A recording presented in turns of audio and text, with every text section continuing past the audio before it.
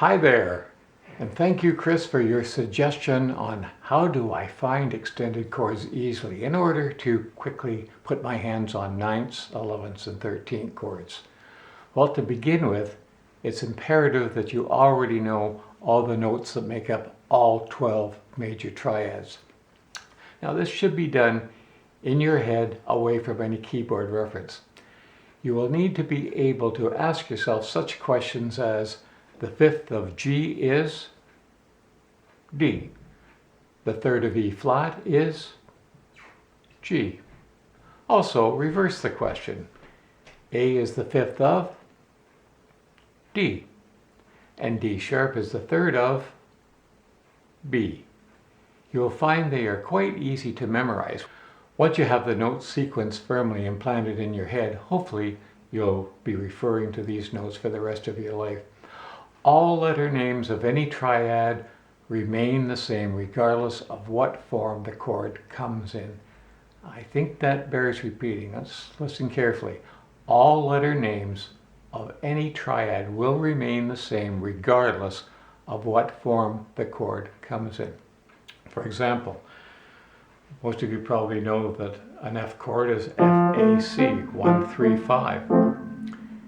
If I play any other form of that, it's still going to be F-A-C. For example, F sharp will be F sharp, A sharp, C sharp, but the letter names remain the same. G, G, B, D. When I play G flat, it'll still be G, B, D, except G flat, B flat, and D flat. Here we have an E chord. E, G, B. Those are the letter names. In this case, E, G sharp, B. I drop it down. The letter names will still remain the same. E flat, G, and B flat. Well, I think you get the idea.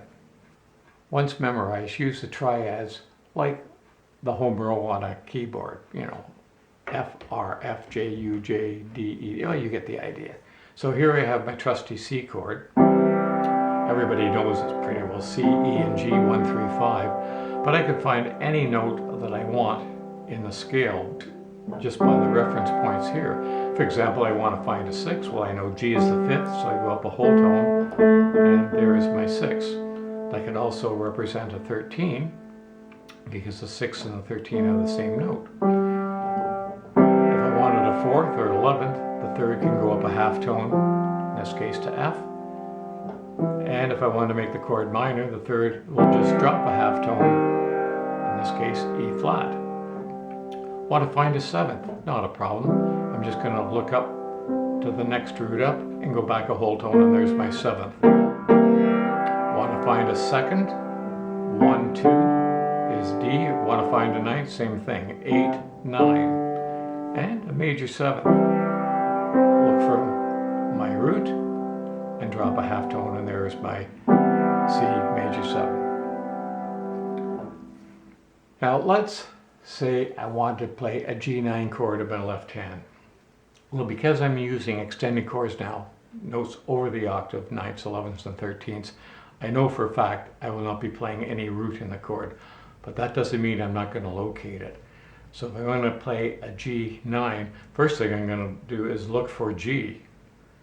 And knowing I'm not going to play it, I'm going to pick up the 7 and the 9. All I have to do now is add the 3rd and the 5th. And here I have my G9. And it makes no difference what inversion I use, because I'm still going to eyeball the root, go each side of it, add my 3rd, which I've memorized as B, and my D, which I've memorized as the 5th. And likewise, if I want to move it further up, I look for the root, each side, 7 and 9, there's my 3rd, and there is my 5th. If I wanted to make that a G minor 9, well, I already know that if I flatten the 3rd a half a tone, it makes the chord minor, so that would be a G minor 9. What about a G13? Well, I know the 6th note of the scale is the 13, so I'm going to move the 5th up to there. Why is it not a 6? Because of the presence of the 7, most likely the 9. So there is my G13. What if I wanted to make it a 13-11? Well, this is rather interesting, because now I don't have any note of my original G triad. I'm gonna have a hard time convincing somebody that I'm playing a G1311 when it looks very much like an F major 7. However, if I were to put a root reference in,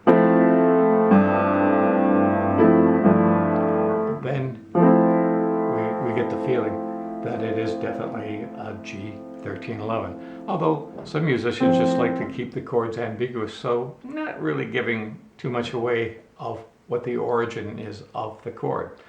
Putting the chord in my right hand, not a problem. In most cases, the melody will be on top. So if I were going to play an F9 and my melody note was a C, well, I've already know right off the bat that C is the 5th because I've memorized that. Again, I'm going to look for my F, knowing I'm not going to play it. I'm going to pick off my 7, my 9. The only note that's left is the A. Now I have the advantage of using a bass note, which will actually put this in root position and you can hear it from the bass up. If I wanted this to be an F minor 9, flat in the 3rd, an F13, or an F1311. Let's do one more. If I look for a D9, let's say my melody was a B. Well, I better identify what that B is. Well, it's a 6, yeah, because A is the 5th, the whole tone up is my 6, so that's my 6, but it calls for a 9, so I really know that's a 13. So I'm going to look for the root. I won't be playing it, of course. 7, 9, the only thing left to play is the 3rd, the F sharp. Again, we don't play the 5th directly below a 13, in case it wants to resolve onto it. Well, there you go. Well, I hope you found this little tutorial by Chris useful. If you have any other suggestions for me to address, please send me your thoughts in the comment section of my YouTube channel. If I feel others could benefit as well, I'll be happy to do a tutorial on it. Don't forget to subscribe if you haven't already. It's an important thing to do. And until next time, stay cool, stay healthy, and bye for now.